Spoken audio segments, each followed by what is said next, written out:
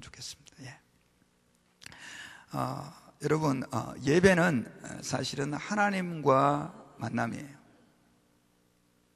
그래서 제가 지난번에도 한번 설교를 한 것 같습니다. 1월 달에. 그런데 예배는 하나님과 만남인데, 구약시대 때는 우리 사람들이 죄를 범해서 하나님 아버지 앞에 자신의 방법대로 스스로 나갈 수가 없었어요. 그래서 꼭 그들은 하나님께 무엇을 통해 나가야 되냐면 제사라고 하는 것을 통해서 나아가야만 했습니다. 그래서 구약에 있어서 제사라고 하는 것은 굉장히 중요합니다. 처음에 그래서 창세기 4장에 보면 아담과 하와가 타락한 이후에 제일 먼저 등장하는 사건이 뭐였습니까? 바로 제사였습니다. 그래서 가인과 아벨이 하나님께 제사를 드렸는데, 가인의 제사는 하나님이 받으세요, 안 받으세요? 받지 않으시고 아벨의 제사는 하나님이 받으세요. 그러고 나서 어떤 차이가 생겼습니까? 가인은 어떻게 말하면 저주받은 악의 조상이 되어버렸고, 그 다음에 아벨은 축복의 조상이 되어버렸어요. 오늘날 사실은 우리가 매주마다 모여서 이렇게 예배를 드리지 않습니까? 근데 매주마다 모여서 드리는 이 예배가 결국은 구약 백성들이 하나님 아버지 앞에 제사를 통해서 하나님께 나아갔던 것과 일맥상통한 거예요. 그 대신 뭐가 틀리냐? 그 시대 때는 제물을 소나 양이나 염소나 비둘기를 가지고 하나님께 제사를 드렸는데, 우리는 지금 그렇게 하지 않는다는 것입니다. 그래서 오늘 이 시간에 구약의 제사가 오늘날 이 예배에 얼마만큼 중요한 것인지, 그리고 또 한 가지, 여러분 구약 성경을 읽다 보면 오늘 민수기서 28장을 같이 봉독했는데 무슨 소리인지 이해가 되시는 분 한번 손 들어 보실래요? 예, 없으시죠? 그러다 보니까 성도들이 성경을 이렇게 그냥 이렇게 띄엄띄엄 그냥 읽어야 되니까 읽고, 그러다 보니까 10년, 20년 교회를 다녀도 성경의 의미들을 잘 깨달지 못하는 경우가 많습니다. 그래서 우리 예수를 믿는 사람들은 신약만 믿는 게 아니라 뭐도 믿습니까? 구약 성경도 믿죠. 그래서 오늘 이 구약 성경에 나오는 제사들을 오늘 깊이는 다룰 시간이 없어요. 그래서 여러분들이 좀 정신을 바짝 차리셔야 돼요. 다 저를 좀 보시고, 오늘 이 말씀을 듣는 가운데 여러분들에게 성경에서 창세기부터 계시록까지 말하는 제사가 무엇인지를 좀 발견하게 되는, 그래서 내용이 좀 어려워서 제가 오늘 파워포인트 슬라이드를 준비했습니다. 그래서 주일 예배지만 조금 여러분들이 공부한다라고 하는 마음을 가지고 말씀을 듣다 보면 하나님께서 귀한 은혜를 여러분들에게 베풀어 주실 것으로 믿습니다. 자, 민수기서 28장 1절부터 8절까지 말씀 가지고 제사에 대해서 얘기할 텐데, 여러분 제사는 구약에서 5가지 제사가 있어요. 5가지 제사가 있는데, 그 제사 가운데 제가 오늘 첫 번째로 여러분들께 하나님 말씀을 통해서 발견하기를 원하는 제사는 속건제라고 하는 제사입니다. 속건제 그러면 굉장히 어려운 제사인데, 여러분 영어로 보면, 영어로는 뭐라고 돼 있죠? guilt offering이라고 돼 있죠. 이 말은 잘못한 것에 대해서 하나님 아버지 앞에 드리는 제사예요. 자, 제사에는 5가지가 있는데, 제가 첫 번째로 속건제를 이야기하는 이유는, 이 속건제는 우리의 삶하고 굉장히 밀접한 관계가 있고, 또 하나님께 제사를 드리러 나아갈 때 제일 먼저 우리 예수를 믿는 사람들이 기억해야 될, 행해야 될 그 제사의 첫 번째 스텝이 바로 뭐냐면 속건제이기 때문에 그렇습니다. 자, 속건제는 레위기서 5장 14절부터 그 다음에 6장 7절까지에 어떻게 드려야 되는지에 대한 내용이 자세히 나와요. 여러분 레위기를 읽다 보면 정말 이게 도대체 무엇을 얘기하고 있는지 도무지 이해가 가지 않지 않습니까? 근데 이 레위기서에 하나님께서 우리에게 명하신 제사가 어떻게 드려야 될지 기록이 되어 있는데, 특별히 5장 14절부터 6장 7절까지는 속건제를 얘기하고 있는데, 이 레위기서에서 말씀하고 있는 속건제는요, 먼저 어떠한 죄를 하나님 앞에서 회개해야 되느냐면 성물에 대한 죄, 그리고 이웃에게 손해를 끼친 그 2가지 죄에 대해서 하나님 아버지 앞에 먼저 해결을 하고 나와서 제사를 드려야 되는 거예요. 자, 성물에 대한 죄는 뭐냐면, 먼저 여호와께 바칠 물건을 도적질한 경우가 있습니다. 여호와께 바칠 물건을 도적질한 경우, 그래서 하나님의 성전에서 무언가를 빼갔다던가 훔쳤다던가 뭐 이런 죄. 그 다음에 우상에게 제물을 드린 경우. 글씨 보이시나요? 글씨가 좀 작죠? 근데 우상에게 제물을 이렇게 드린 경우, 그래서 뭐 잘 몰라가지고 실수해서 이런 경우도 있겠죠. 그 다음에 11조를 하나님 앞에 온전하게 드리지 않은 죄, 이걸 갖다가 깨달았을 때 제일 먼저 뭘 해야 되느냐? 하나님 아버지 앞에 속건제를 드려야 되는 거죠. guilt offering이라고 하는 것. 그 다음에 이웃에게 손해를 끼칠 때, 첫 번째로는 하나님에게 대한 부분이었고요, 두 번째로는 이웃에 대한 부분이었는데, 자, 남의 물건을 맡았다가 잡아떼는 경우 있죠. 그래서 예를 들면 은석형제한테 내가 1,000불만 내가 한 달 동안만 좀 보관해 좀 주세요. 그런데 한 달 뒤에 1,000불 좀 은석형제 좀 주세요. 그랬더니 언제 주셨어요?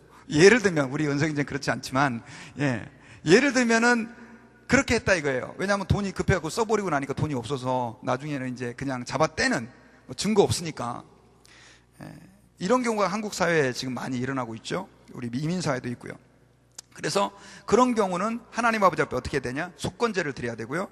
그 다음에 강도질을 했다던가, 혹은 고용인들에게 정당한 월급을 주지 않았을 때, 실컷 부려먹었는데 거기에 맞는 금액을 그 일하는 일꾼들에게 지불하지 않은 경우, 이러한 속건제를 드려야 되고요. 또 이런 경우 있죠. 매니저가 주인의 물건을 갖다가, 지금 제가 매니저라고 표현했지만 이거 구약 방식을 지금 현대로 표현한 거예요.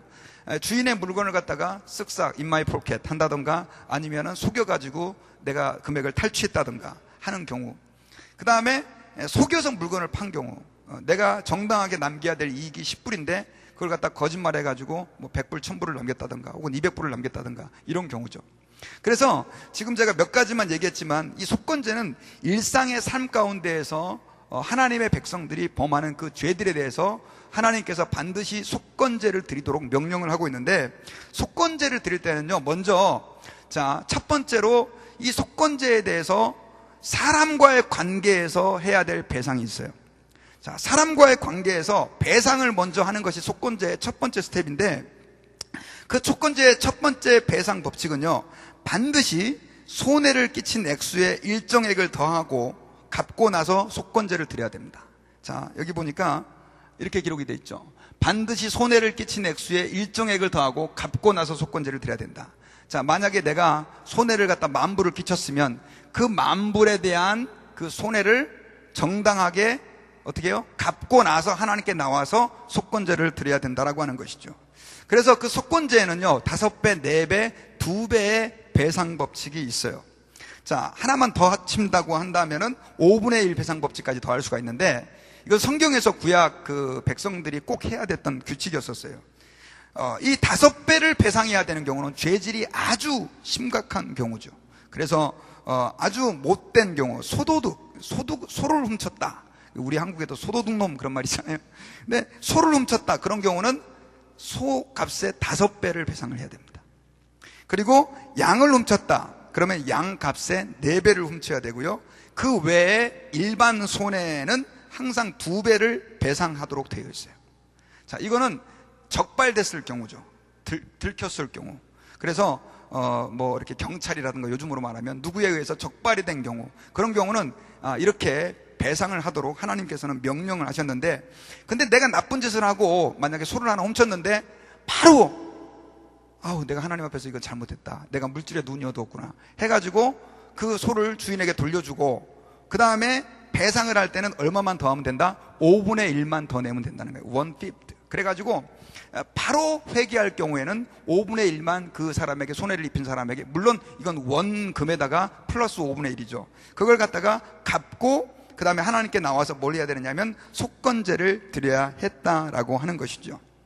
그래서 예를 들면은요, 아까 뭐 1,000불 떼어먹은 거 얘기했잖아요. 1,000불을 그렇게 내가 맡았다가 입마에 복해됐는데, 기도하다가 보니까 하나님이 나쁜 놈아, 네가 그럴 수 있냐, 그래가지고 자기가 회개하는 마음으로 하나님께 이제 나와서 속건제를 드릴 때는 어떻게 해야 되냐면, 1,000불을 떼먹었으면 얼마를 갚아야 돼요? 바로 내가 회개를 한 거예요. 경찰한테 안 걸리고. 경찰한테 걸리면은 최소한 2배, 4배, 5배를 내야 되고요. 그렇지 않은 경우는 내가 스스로 깨달았을 때 바로 회개할 때는 1,200불을 갖다가 이제 나한테 갖고 와야 되는 거예요. 그래가지고 배상을 하고, 그걸로 끝나는 게 아니라 어떻게 해야 돼요? 하나님 아버지 앞에 나와서 뭘 하게 돼 있어요? 속건제를 드려야 된다라고 하는 것입니다. 자, 구약의 제사 가운데 제가 속건제를 이야기하는 중요한 이유가 있습니다. 왜냐하면요, 여러분, 우리가 오늘 예배를 드립니다. 오늘 예배는 제사는 아니지만 제사에서 예배가 출발이 됐단 말이에요. 그렇다고 한다면 저와 여러분들이 오늘 나와서 예배를 드릴 때 제일 먼저 여러분들은 예배 들어오기 전에 해야 될 일들이 뭐냐? 속건제 배상을 먼저 해야 된다는 거예요. 여러분, 많은 사람들이 교회에 와서 그냥 하나님 잘못했습니다, I'm sorry, 그냥 하면 하나님이 다 예수 그리스도의 보혈이 네 죄를 눈과 같이 희게 씻어주고 양털과 같이 깨끗하게 씻어줬습니다, 아멘, 끝나는 게 아니란 말이에요. 여러분, 하나님 아버지 앞에 오늘 나와 앉아있는데 혹시나 다른 사람에게 물질적인 손해를 끼치는 것이 있다고 한다면, 그것이 생각난다고 한다면 어떻게 해야 돼요? 우리는 반드시 예배당에 나오기 전에 어떻게 해야 돼요? 그 사람에게 대해서 저는 속건제의 기준으로 배상을 해야 된다고 믿습니다. 물론 이거는 신약에는 그런 법이 없어요. 그런데 이런 말이 있어요. 삭개오가 예수님을 만났어요. 그죠?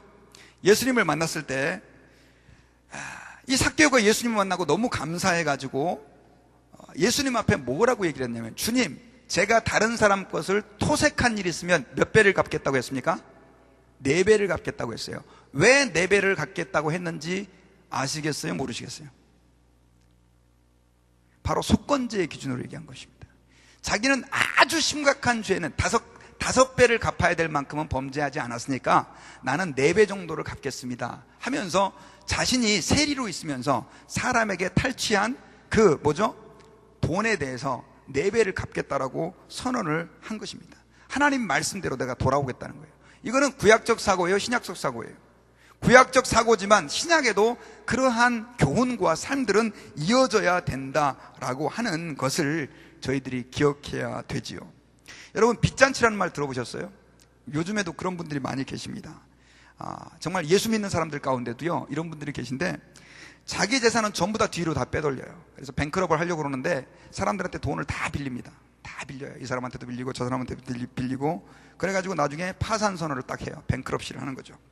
그리고 나서 자기는 빚을 다 탕감받습니다. 그리고 나서 어떻게 해요? 잘 살아요. 신앙생활하면서 그 돈 가가지고 호의호식하면서. 여러분, 이것은 예수 믿는 사람의 자세로 맞아요, 안 맞아요? 하나님이 기뻐하는 자세가 아니다라고 하는 것입니다. 그래서 우리 예수 믿는 사람들은요, 하나님 앞에 믿음과 우리의 삶이 이렇게 격리되어서는 안 된다라고 하는 것을 구약의 속건제사를 통해서 알 수가 있게 되는 것입니다. 마태복음 5장 23절과 24절에서는요, 예수님께서 이런 말씀을 하셨으며, 예물을 제단에 드리려다가 거기서 내 형제에게 원망 들을 만한 일이 생각나거든 예물을 제단 앞에 두고 형제와 화목하고 그에 와서 예물을 드려라. 예물을 드리려고 하다가 형제에게 원망 들을 만한 일이 생각났어요. 왜 원망 들을 만한 일이 생각났을까요? 내가 그 형제에게 손해를 입힌 거죠. 손해를 입히면 어떻게 하라고요? 그 예물을 제단에다가 놓고 가서 그 형제에게 원망 들을 만한 일들을 어떻게 해라? 풀고 해결하고, 그러고 나서 예배를 드리라는 거예요. 다음 주 혹시 예배당에 다 안 오실지도 모르겠어서 걱정이 되는데, 예배당 안 오는 거하고는 여러분 별개의 문제예요. 그거 아니죠. 그 말은 예배당에 오지 말고 가서 화해하고 그게 먼저가 아니라 뭐예요? 예배는 반드시 뭐예요? 형제와 화목하고 다른 사람과의 관계에 있어서 내가 배상해야 될 것들을 배상하고 정당하게 갚아야 될 것들을 갚고 나서 와야 된다는 거예요. 여러분, 제가 옛날에 그런 분이 계셨어요. 우리 교회에. 제가 좀 잘 모르니까 하는 얘기, 혹시 이 가운데 해당되는 분들 계시면 그냥 회개하시면 돼요. 제가 목사님이 일부러 치려고 그러는 게 아니니까. 어떤 새신자가 우리 교회에 왔어요. 근데 나중에 이제 새신자를 제가 이렇게 만나서 인터뷰를 하는데, 목사님 교회는 너무 좋고 목사님 말씀도 좋고 하는데 저 이 교회 못 다니겠습니다. 왜 그래요? 그랬더니 지금 그분이 안 계세요, 우리 교회. 자기 돈을 떼어먹은 집사가 우리 교회에 지금 있다는 거예요. 여러분, 우리 예수 믿는 사람들이요, 돈 떼먹은 거 죄예요. 그러지 않아야 돼요. 여러분, 혹시나 지금이라도 그런 분들 계시면 빨리 빚을 갚으세요. 그리고 못 갚걸랑 어떻게 해야 됩니까? 가서 내가 지금 100불씩이라도 내가 갚겠다고, 그런 마음을 가지고 예수 믿는 사람들이 신앙생활 해야 되는 줄 믿습니다.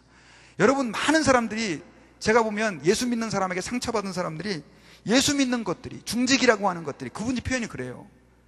내 돈 떼먹었다고, 갚지도 않는다고, 그러면서 교회에서 믿음 좋은 척하고 있다고. 그런 사람들이 많아요. 목사들 중에서도 그런 사람이 있어요. 교인들한테 돈 빌려갖고 안 갚아요. 목사들 중에서도.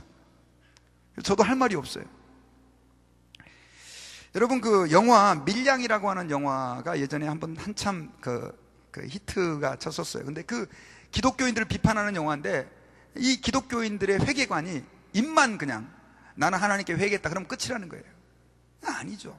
그래서 나중에 이제 거기에서 그 전도연이가 주연이었는데, 별로 이렇게 좀 보기에 건전한 영화가 아니라서 여러분들에게 추천드리고 싶지는 않지만, 예수 믿는 사람들의 회개관이 얼마만큼 가볍게 교회에서 다뤄지고 있는지를 그런 영화를 통해서 저희들이 기억할 수 있죠. 제가 이 시간에 속건제를 우리가 조금 더 구체적으로 이해하기 위해서 여러분들에게 한 가지 예를 좀 들어드리려고 합니다. 자, 여러분, 두 사람이 이렇게 커피숍에서 커피를 마시고 있었어요. 근데 한 사람이 커피를 먹다가 커피를 흘렸는데, 그 커피가 상대방의 새로 산 멋진 블라우스를, 옷을 다 망쳐버렸어요. 자, 그러면은 어떻게 해야 하는 것이 절차죠? 제일 먼저 어떻게 해야 됩니까? 사과를 해야 되죠. I'm sorry, 미안합니다. 아우, 잘못했습니다. 자, 그러면 끝나나요? 그 다음에는 어떻게 해야 됩니까? 즉시 흘린 커피를 닦아서 줘야 되죠. 냅킨 같은 게 있으면 빨리 닦아주고. 근데 닦아주면 끝나나요? 옷을 망쳤잖아요. 그러면은 안녕히 가세요 하고 보낼 게 아니라 드라이 클리닝비를 줘야 된다는 말이죠.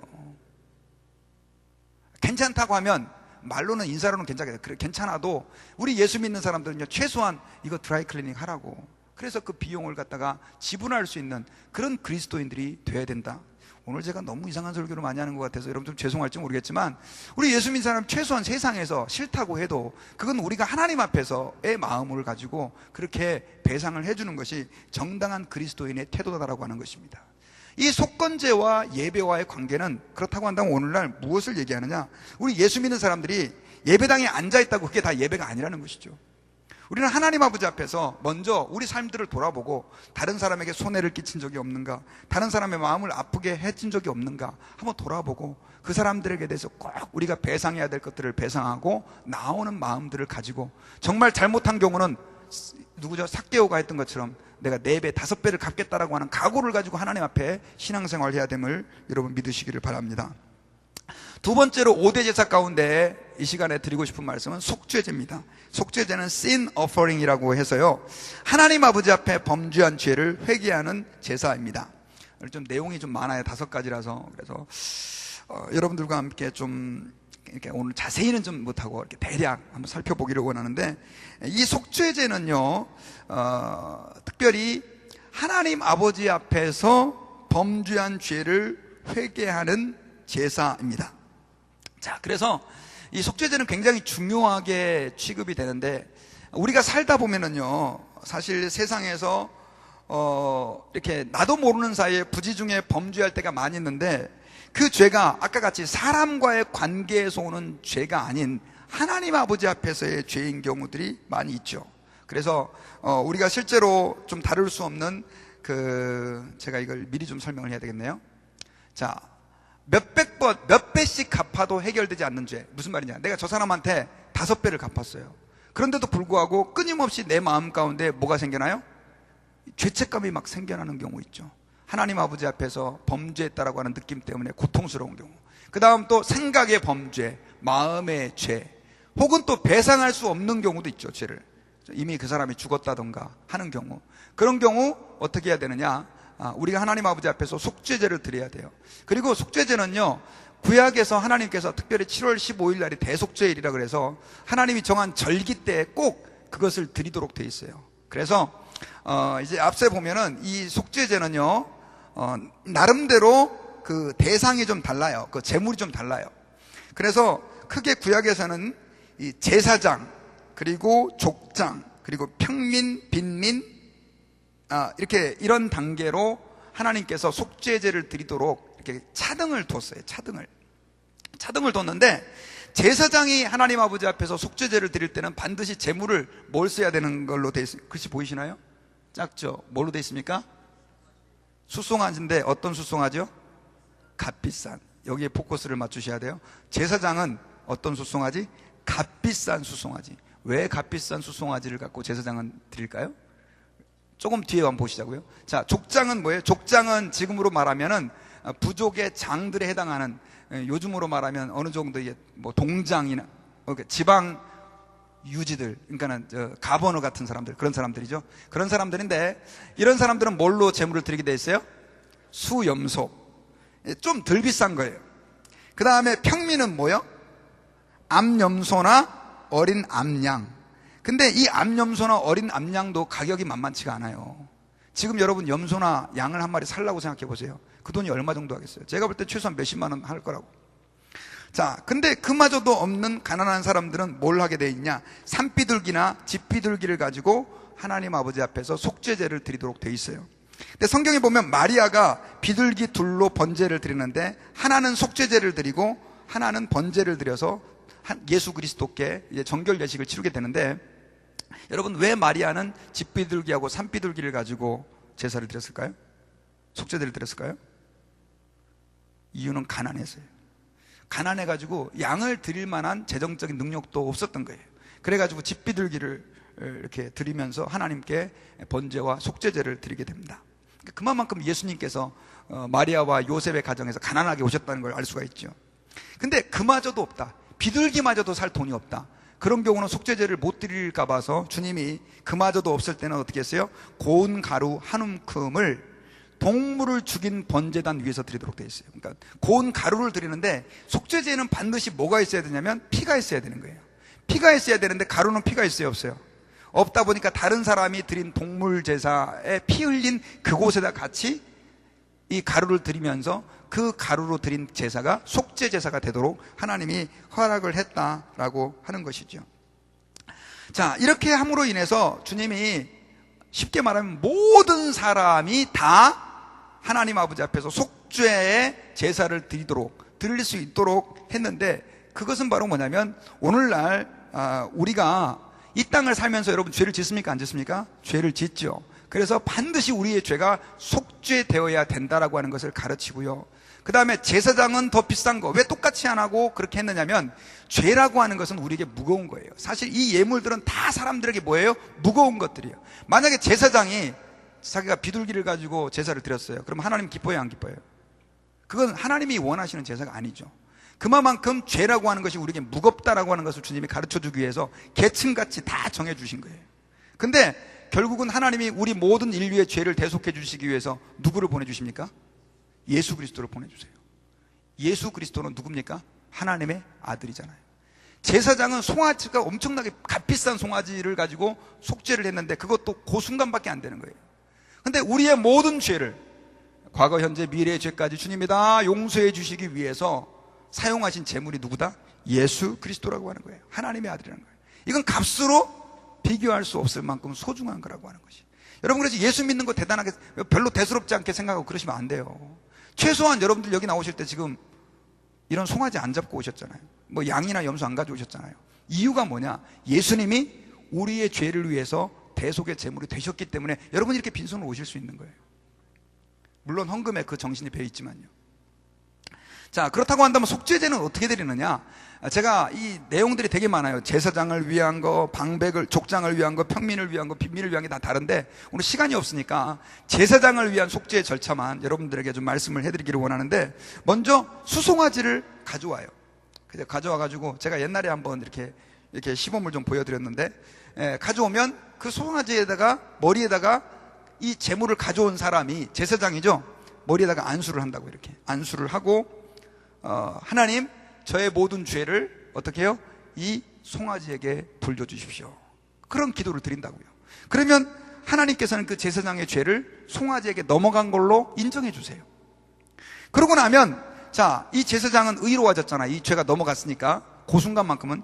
그러고 나서 이 죄가 심판을 받아야 되는데, 송아지를 성막, 나중에 제가 또 한번 기회가 되면 회막에 대해서 설교를 할 거예요. 회막으로 끌고 들어가서 거기서 죽여요. 죽여가지고 그 피를 갖다가 제단에 몇 번을 뿌리냐면 7번을 뿌리게 돼요. 휘장. 그러니까 휘장이면 성전의 안쪽에 성소와 지성소 사이가 휘장인데, 그 피를 가지고 성전 안에 들어가가지고 그 휘장 앞에 가가지고 7번을 뿌려서 자기가 속죄를 해요. 레위기서 4장 6절에 보면 나와요. 그리고 이제 그 남은 피가 있지 않습니까? 그 남은 피는 밖에 가지고 나가서 번제단에, 무슨 얘기인지 이해가 가세요? 성막을 좀 나중에 또 한번 제가 설명해 드리겠습니다. 그럼 이제 예배당 밖에 나가가지고, 쉽게만 나가면 이 제물을 태우는 번제단이 있는데, 그 번제단에다가 피를 뿌리게 돼요. 그리고 남은 이제 그 사체 있잖아요. 죽은 그 시체의 기름 부분과 콩팥, 이 부분은 번제단 위에다가 불태우고요. 그 다음에 수송아지의 가죽, 고기, 머리, 다리, 내장 등은 재 버리는 곳에다가 다 태우게 되면서 속죄제가 이루어지게 된다라고 하는 것이죠. 자, 그렇다고 한다면 속죄제의 정신은 뭐냐? 아까도 말씀드렸던 것처럼 하나님 아버지 앞에서 이렇게 아무리 내가 속건제를 통해서 속죄한다 할지라도 해결되지 않는 그러한 죄에 대해서 회개를 해야 되고요. 그 다음에 이스라엘 백성들은요, 월삭이라고 하여 사실은 매월 지난달에 지은 죄를 돌아보고 하나님께 속죄제를 드렸고요. 다음 달을 하나님께 죄 없이 살도록 의탁하며 속죄제를 드렸고요. 그 다음에 절기 때마다 7월 15일, 6월절 이런 때마다 제사장들은 수시로 하나님 아버지 앞에서 속죄제를 드리고 그렇게 했다라고 하는 것을 우리가 알 수 있죠. 자, 그 다음에 세 번째 저희들이 이 시간에 좀 봐야 될 제사는 뭐냐면 소제입니다. 소제. 이건 grain offering이라고 해가지고요, 소산물을 가지고 드리는 제사입니다. 자, 성경에 5가지 제사가 나오는데 첫 번째가 무슨 제였다고 그랬어요? 속건제. 두 번째는 속죄제. 세 번째는 소제. 다 시읒자 돌림이네요. 네. 소제인데 이 소제는 유일하게 피가 없는 제사였어요. 그래서 농사를 그 당시 지었지 않습니까? 농사를 지면 밀도 수확하고 보리도 수확하고 그렇게 했는데 그걸 갖다가 어떻게 해요? 하나님 아버지 앞에서 가지고 드리는 감사의 제사였어요. 자, 가인이 하나님 아버지 앞에 드릴 때 뭐 가지고 드렸죠? 곡식을 가지고 예배를 드렸죠. 자, 이 가인에 드린 제사가 첫 번째 소제의 모델이었을 거라고 봐요. 그러니까 가인이 이 곡식을 가지고 제사를 드렸다 그래서 하나님이 안 받으신 건 아니라는 거예요. 제가 지난번에 그런 얘기 했지만 가인의 제사가 거부된 이유는 재물의 문제가 아니라 뭐의 문제였다? 하나님 아버지 앞에 마음의 문제였다는 거예요. 예배가 그냥 하나님께 드리는 거예요. 그냥 이렇게 믿음으로 안 드리고 진실하게 안 드리고 에휴, 오늘 하나님께 할 수 없이 드려야 되지, 이런 마음 가지고 가인은 드린 거예요. 그냥 하나님이 그 제사를 받지 않으시고 아벨의 제사, 양의 첫 새끼로 드리는 제사는 받으셨죠. 자, 그런데 이 소제는 소산물 가지고 드리는 감사의 제사고, 오늘날 여러분들이 예배 시간에 감사헌금 드리죠. 감사헌금 드리지 않습니까? 하나님 비즈니스가 잘 되게 해주시고 지켜주시고 건강 주시고 또 학교에 합격하게 해주시고 집도 사게 해주시고 차도 사게 해주시고, 그때마다 이렇게 감사헌금을 드리는데 그 감사헌금의 사실은 그 근원이 이 소제로부터 시작이 됐다라고 하는 것이죠. 그래서 이 감사헌금은요, 반드시 조건이 고운 가루와 기름이 있어야 돼요. 자, 곡식을 추수한 다음에 이 소제는 바로 드리도록 되어 있는데, 그 소제의 방법은 곡식을 추수해가지고 그 곡식을 볶아요. 볶은 다음에 그걸 어떻게 해요? 갈아야 되는 거예요. 뭐에다 갈아요? 맷돌 같은 데 이렇게 가는 거죠. 요즘은 믹서기가 있어서 갈 수 있겠지만 그때는 이렇게 맷돌 같은 걸로 갈아가지고 거기에다가 뭐예요? 기름을 붓고 나중에는 포도주를 붓고 그렇게 해서 하나님께 이 소제를 드리게 됩니다. 자, 이 소제를 드리는 방법을 조금 더 구체적으로, 글씨가 보이세요? 제가 잘 안 보여요, 이 글씨가. 네. 자, 소제를 드리는 방법은요, 곡식을 거둘 때 첫 번째 거둔 그 첫 소산을 드리는 거예요. 왜 첫 번째 걸 드릴까요? 이 첫 번째를 드린다라고 하는 것은 이 전체가 다 누구 거다? 하나님 거다라고 하는 것을 인정하는 것입니다. 그래서 첫 이삭을 볶아서 가루로 만들고요, 그 다음에 추수를 하자마자 드려야 돼요. 추수를 한 다음에 한참 광에다가 쟁여놨다가 드리면 안 돼요. 그만큼 하나님 아버지 앞에. 그래서 여러분들 교회에서 헌금 드릴 때도요, 11조를 이렇게 떼서 드릴 때 나중에 쓰고 남은 거 갖고 드리면 11조 못 드려요, 여러분요. 먼저 하나님 아버지 앞에 떼놓고 이렇게 드리는 거죠. 헌금 같은 경우는. 저도 마찬가지예요. 그래서 아유, 하나님 헌금 드리고 나서 남은 돈이 없으면 굶죠, 그런 마음 갖고 이렇게 하나님 앞에 드리면 하나님이 더 풍성케 해주세요. 이스라엘 백성들도 마찬가지예요. 당장 굶더라도 소제를 드리는데 이 소제는 어떻게 해야 돼요? 먼저 하나님께 추수하자마자 드렸고요, 그 다음에 레위기서 2장 1절부터 3절을 보면 고운 가루로 드렸고, 그 다음에 그 위에다가 무엇을 부어 드렸어요? 기름을 부어 드렸죠. 그리고 그 위에다가 유향을 둔데, 유향은 향을 피우는 거예요, 향. 그래서 그 하나님의 성전에 보면은 향을 피워 드리는 곳이 있었거든요, 향단이라고. 근데 그 향은 계시록에 보니까 성도의 기도다라고 얘기를 하고 있어요. 그래서 하나님 아버지 앞에 향을 피워드리는 것은 하나님 아버지 앞에 우리의 기도를 드린다라고 하는 상징적인 의미도 이 안에 담겨져 있죠. 그리고 소제물에다가 뭘 쳐냐면 소금을 쳐요. 레위기서 2장 13절에 보니까. 그리고 소제물에는 누룩과 꿀을 넣으면 안 되게 돼 있어요. 그리고 고운 가루는 우리의 뭘 상징하느냐면 성품과 인격을 상징하죠. 그래서 제가 용각산 넣었는데, 하나님 앞에 이 소재를 드릴 때는 가루를 막 빻아서 이렇게 드려야 되잖아요. 근데 그것이 바로 뭐냐면 우리가 하나님 아버지 앞에서 정말로 낮아지고 부서진 우리의 자아가 죽어진 모습으로 하나님 앞에 제물이 되어야 된다라고 하는 것을 상징적으로 보여주는 의미가 있죠. 그래서 옛날에 여러분, 우리 요즘 젊은 세대는 모르겠지만 저희 때는 이 용각산이라고 하는 게 있었어요. 그 용각산이 뭐 하는 약이었죠? 목에 좋은 약이에요. 목 아픈 사람에게. 근데 이렇게 선전이 이거죠. 척척척 척척척 그러면서 용각산은 소리가 나지 않습니다. 왜 소리가 나는 줄 아세요? 가두가 너무나 소프트해가지고 완전히 그냥.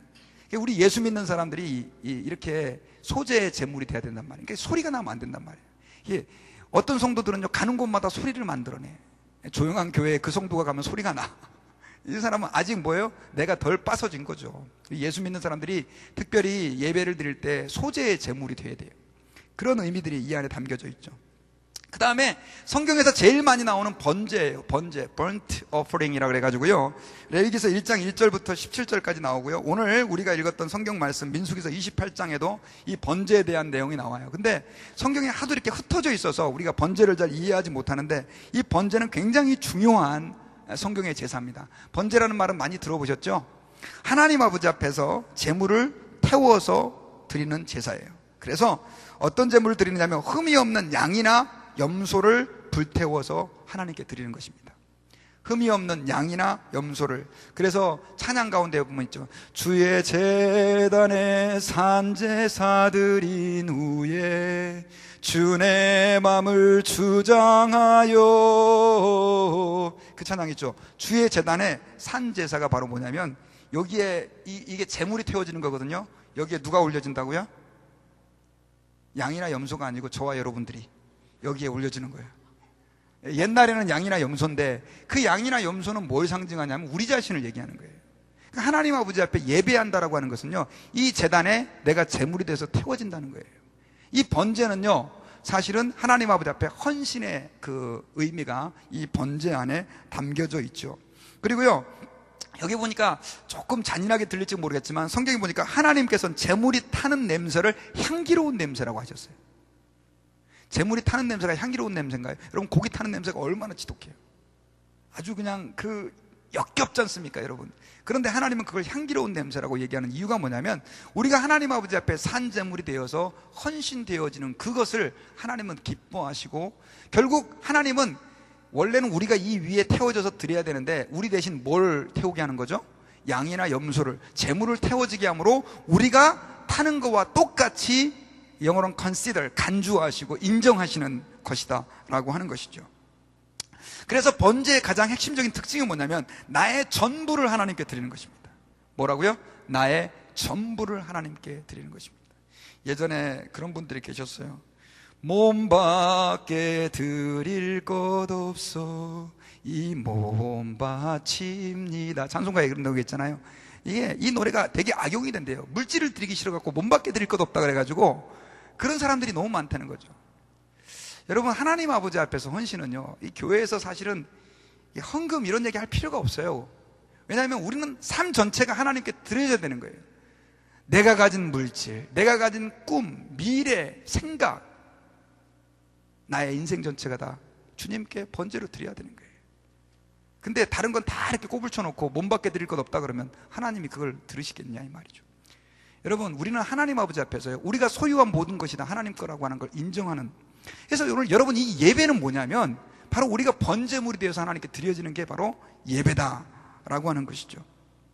그래서 예배를 드릴 때 내장도 씻어드리고 지저분한 것은 다 버리고 각을 떠서 가죽까지 드리는 거예요. 아까 우리 찬양을 보면은 각에 뜨인 사랑, 여러분 그 말 언더스탠드 하셨어요? 찬양에 보면 우리 은석 형제도 아마 잘 언더스탠드 못했을 거예요. 거기 각에 뜨인 사랑이에요. 뭐라고 했어요? 가사가 각에 뜨인 사랑. 이 각에 뜨인 사랑, 이 말이 무슨 말이냐면요, 번제를 드릴 때 그냥 고기를 놓으면 타요, 안 타요? 안 타잖아요. 그러니까 이거를 갖다가 완전히 다 그냥 내장을 다 도려내고 완전히 촥촥촥촥 해갖고 각을 다 뜨는 게 고기를 네모나게 타도록, 그걸 각을 떴다 그래요. 그래가지고 그걸 갖다 하나님께 드리는 거예요.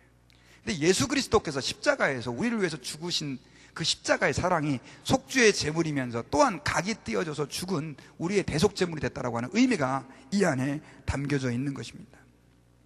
그래서 하나님 아버지 앞에 쓰임 받았던 사람들은요, 대개 다 이러한 번제를 참 이렇게 가는 곳마다 드린 사람이었었어요. 대표적으로 노아 같은 경우는 이렇게 방주에서 나오자마자 하나님 아버지 앞에 어떻게 했어요?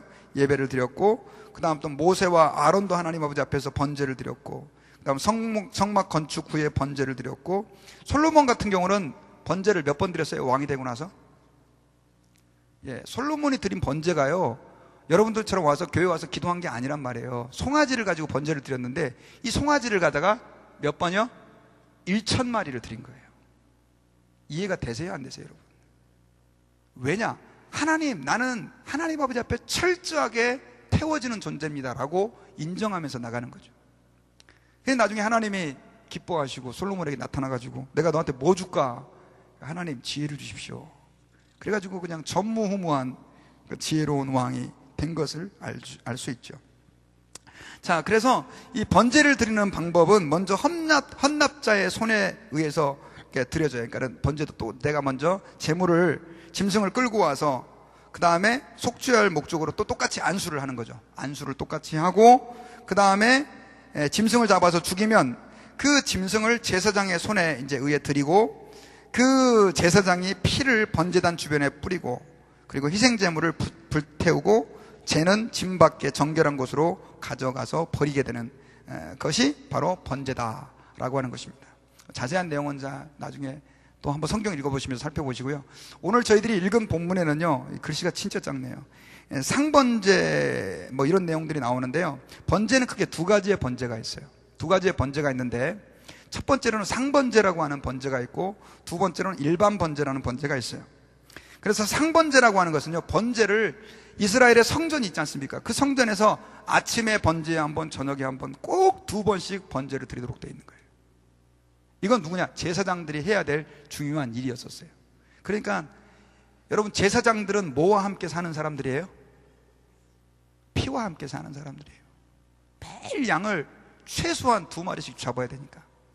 그렇게 해서 이제 저녁에 드리는데, 이 상번제는요, 아침과 저녁에 드리는 제사하고 민수기 28장 오늘 3절부터 8절까지 그 상번제를 어떻게 드릴 것을 명령하고 있죠.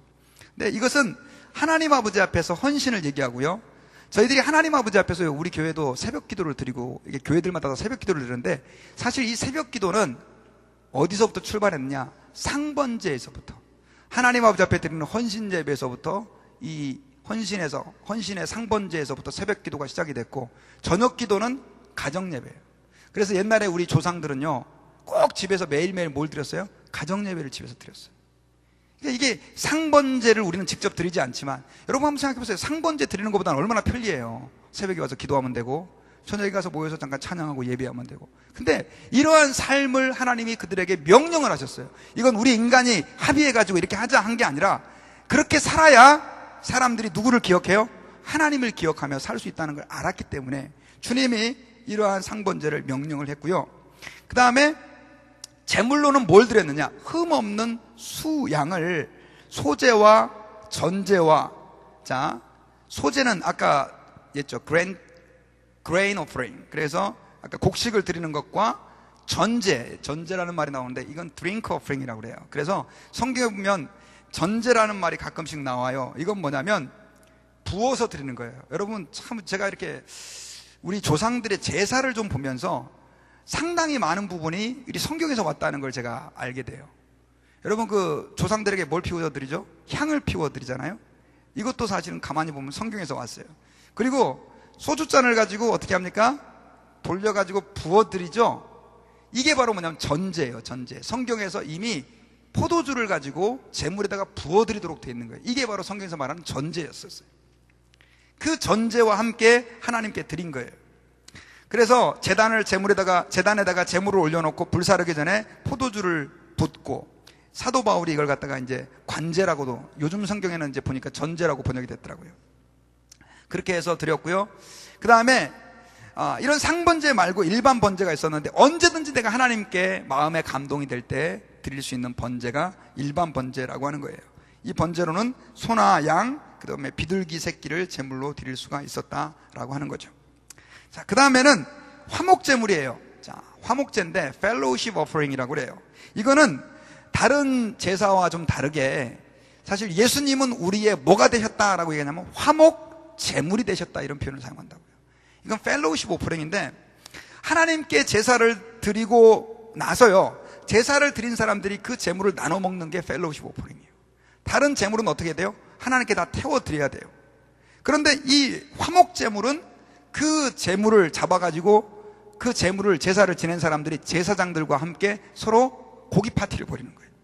이게 바로 화목제물이다라고 하는 거예요. 그래서 화목제물은 하나님께 감사할 때, 감사제, 자원제, 서원제, 그래서 하나님 감사합니다 할 때, 감사할 일이 있을 때, 그 다음 또 그냥 하나님께 다른 이유 때문에 드리고 싶을 때, 서원제라고 하는 것은 하나님, 내가 내 아들을 목사로 드리겠습니다, 혹은 뭐 사무엘이 하나님 아버지 앞에서 드림을 이렇게 드려줬잖아요. 드릴 때 한나가 바로 이 서원제를 드리게 된 것이죠. 그래서 화목제는 소나 양이나 염소 등을 가지고 드렸다라고 하는 거고요. 절차는 아까 비슷하니까 그냥 생략하고 넘어가겠습니다. 자, 이렇게 하나님 아버지 앞에서 5가지 제가 제사를 말씀을 드렸는데, 이 제사는요 하나님께 드려지는 방법에 따라서 크게 4가지로 나눠요. 제가 잠깐 다 설명을 했지만, 첫째는 화제예요. 화제. 불났을 때 화제라고 그러는데, 이건 불로 태워드리는 제사예요. 그래서 화제의 대표적인 예는 뭐죠? 번제가 있죠. 그 다음에 거제. 이 그림을 보시면요, 고기를 갖다가 어떻게 하고 있습니까? 지금 하나님께 손을 가지고 이렇게 드리잖아요. 이걸 갖다가 거제라고 그래요. 제사장이 제물을 갖다가 높이 이렇게 들었다가, 이건 드리면 드린 순간 이게 누구께 돼요? 하나님께 되는 거예요. 그래서 구약성경의 거제라고 하는 표현이 바로 그런 것입니다. 들거자를 쓰는 거죠. 그래서 들려 올려서 하나님께 드리는 게 거제다. 요제는요, 들은 다음에 그냥 내리는 게 아니라 어떻게 해요? 흔들어 드리는 거예요. 흔들어 드려요. 그래서 하나님께 요제를 드렸고, 아까 전제는 설명을 했죠. 하나님 아버지 앞에서 부어드리는 것들을 얘기했다라고 하는 거죠. 자, 그러면 이제 오늘 저희들이 말씀을 마무리할 때, 그렇다면 왜 우리는 더 이상 제사를 지내지 않고 예배를 드리느냐? 2가지 중요한 이유가 있어요. 첫째는요, 역사적인 이유입니다. 역사적인 이유인데, 이스라엘 백성들이 북쪽 이스라엘이 아수르에 의해서, 남쪽 유다가 바벨론에 의해서 멸망을 당했어요. 그래서 남쪽 유다는 586년에 BC 586년에 망했고, 북쪽 유다는 722년에 멸망을 했는데, 멸망하고 나서 이 사람들이 전부 다 어디로 끌려가 버렸냐? 포로로 끌려가 버렸어요. 그러다 보니까 이스라엘 본토에 사람이 남아있는 사람들 제외하고는 나머지 포로로 끌려간 사람들이 거기에서 제사를 지낼 수 있어요, 없어요? 있죠. 드리면 되잖아요, 그냥 양 잡아서 소 잡아서. 근데 왜 안 됐죠? 제사는 반드시 어디에서만 드리냐? 성전에서만 드려져야 되는 거예요. 성전 외에서. 여러분, 왜 우리가 예배를 아무 데나 가서 드리면 안 되냐면, 하나님께서 지정하신 곳이 있어요. 내게 가서 예배하라고 하신 곳이 있단 말이에요. 이스라엘 백성들도 마찬가지예요. 하나님께서 제사하라고 하신 곳이 어디냐면 성전이었었어요. 다른 데서는 할 수가 없는 거예요. 그래서 거기에서 뭐가 생겼냐면 회당, 시나고게라고 하는 것이 생겨났고, 그러다 보니까 그들이 하나님께 제사를 못 지내게 된 거예요. 자, 나중에 포로에서 돌아왔죠. 그래가지고 그들이 뭘 했습니까? 하나님께 제사를 지낼 수가 있었는데, 예수님 시대 때는 성전이 있었어요, 없었어요? 있었어요. 제사를 지냈는데 예수님께서 예언을 하셨죠. 이 성전이 돌 위에 돌 하나도 남기지 않고 무너질 것이다. 여러분, 하나님의 성전인데요, 하나님이, 그들이, 그 백성들이 죄를 지니까 그 성전을 어떻게 해요? 버려버려요. 그러고 나서 실제로 티투스라고 하는 로마의 장군이 AD 70년에 이스라엘로 군사를 끌고 와가지고 성전을 다 불태워버리고, AD 70년에 성전이 다 무너져 없어져 버려요. 그러고 나서 그때부터 성전 제사는 지내줄 수가 없게 된 해가 지금 2014년까지예요. 그리고 그 자리에 성전을 다시 세울 수도 없는 이유가 그쪽에 무슬림 사원이 세워져 있어요. 그러다 보니까 이제는 더 이상 이스라엘 백성들이 제사를 지내고 싶어도 가능해요, 안 가능해요? 안 가능한 거죠. 왜 하나님이 그렇게 못하게 하셨을까요? 이유는 이제 제사가 필요 없는 때가 됐기 때문이에요. 하나님께서는 양과 소나 그 다음에 비둘기에 필요하지 않는 하나님의 아들을 우리에게 순전한 제물로 보내주셨어요. 그래서 그 예수 그리스도가 우리의 하나님과 하나님 앞에 나아가는 중보자가 되게 하셨다는 거예요. 그래서 예수님이 오셨기 때문에 우리가 예수님이 십자가의 죽으심으로 그 양과 송아지의 제물과 같은 제물이 되셨기 때문에 이제는 누구든지 예수 그리스도의 이름으로 아버지 앞에 나아갈 수가 있게 되는 축복을 얻게 된 거예요. 여러분, 오늘 우리가 여기 와서 제사가 아니죠. 제사를 안 지내고 예배를 드리는데 이 예배는 사실은 근본 정신 제사예요. 우리는 단지 제물을 잡지 않을 뿐이에요. 우리는 하나님 앞에 제사하는 마음으로 제물 대신 예수 그리스도를 붙잡고 그분이 나를 위하여 십자가에 죽어주심에 감사하면서 예배해야 된다라고 하는 것입니다. 그리고 그것을 확인하는 의식이 뭐냐? 성만찬이에요. 예수님이 그랬잖아요. 이 살은, 이 떡은 내가 너희를 위해 주는 나의 뭐다? 살이다. 그래서 그 살이 결국 뭐냐? 제물 짐승의 살을 얘기하는 거예요. 그리고 잔을 주면서, 포도주 잔을 주면서 이 잔은 내가 너희를 위해 흘리는 나의 뭐다? 피다. 그 말은 뭐예요? 결국 이 피가 예수님의 피고 이 피는 곧 짐승의 피로 우리의 죄를 사할 수 없었는데 예수님의 흘리신 보혈로 우리가 어떻게 해요? 구원받게 된 거예요. 그래서 성찬식을 행하면서 그것들을 누리면서 그 주님의 영생을 우리가 경험하는 거예요. 다음 주가 무슨 얘기예요? 성찬식이에요. 그래서 여러분, 교회에서 또 무슨 의식 하나 보다 이렇게 생각하지 마시고 하나님 앞에서 주님의 풍성한 은혜들을 경험할 수 있는 저와 여러분들이 되기를 바랍니다. 말씀의 결론을 맺겠어요. 5대 제사를 급하게 얘기하느라고 여러분들이 얼마만큼 이해하셨는지 모르겠습니다. 그런데 이걸 이해하면 최소한 성경 레위기서하고 민수기서는 이제 이해가 좀 될 겁니다. 그런데 이 제사는 사실은 오늘날 예배의 가장 근본이 되었어요. 여러분, 하나님 아버지 앞에서 이스라엘 백성들은 그렇게 번거롭고 힘들고 어렵게 또 제사를 잘못 지냈다가 하나님 아버지 앞에 죽은 사람도 많아요. 여러분, 예배는요 그냥 내가 와가지고 헌금 내고 출석도장 찍는 게 아니란 말이에요. 제가 아까 서두에 왜 예배 시간에 돌아다니지 말아라, 왜 예배는 시간에 미리 와라 이렇게 얘기하냐면 우리는 하나님 아버지 앞에 이제 제물도 안 드리는데 조금 더 신령과 진정으로 하나님이 기뻐하실 예배를 우리가 드린다고 한다면 주님이 얼마나 좋아하시겠냐고요. 예배가 살면 여러분들의 인생이 살아요. 가정이 살고 나라와 민족이 살게 돼요. 오늘날 교회의 가장 큰 문제는 뭐냐면 예배가 소홀하게 여겨지고 있다는 거예요. 예수님의 보혈이 죄송한데 짐승의 피만 또 못하게 여겨지는 시대가 되어버렸단 말이에요. 지금 여러분, 우리를 위해서 피 흘리신 예수 그리스도의 그 보혈의 은혜가 저와 여러분들에게 삶 속에서 역사하고 그 다음에 그분이 온전히 예배 때마다 영광을 받으시는 귀한 은혜가 있기를 주의 이름으로 축원합니다. 기도하겠습니다. 주님 고맙습니다. 오늘 말씀을 통해서 저희들이 하나님 아버지 앞에서 어떠한 모습으로 예배해야 되는지를 5대 제사를 통해 살펴보면서 깨달았습니다. 저희들 신령과 진정의 예배자가 되기를 원합니다. 하나님이 받으실 만한 예배를 드리는 예배자가 되기를 원합니다.